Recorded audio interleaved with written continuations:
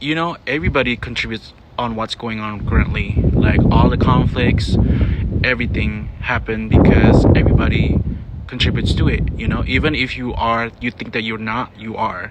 You think, oh, like, but you manifest this,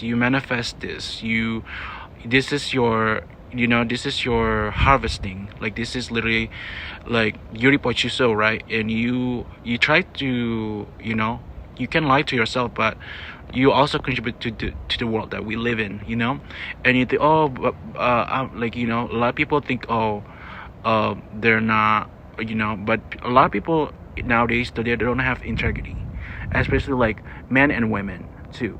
Like, I'm calling out the women too, because I feel like I see, like, as a prophet, like, I see that a lot of, like, the blame got to the men, but those men, those corrupt men also marry the women too. You know what I'm saying?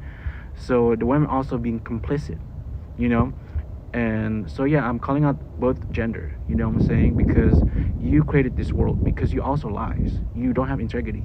You think that you have integrity, but that's you don't tell the truth. Because I experience manipulation from men and women.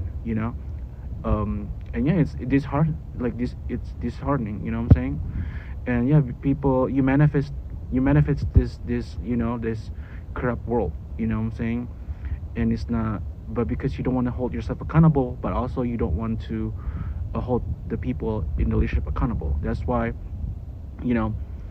like, as per the example, right? Saturn is the planet of karma and time and reality, right?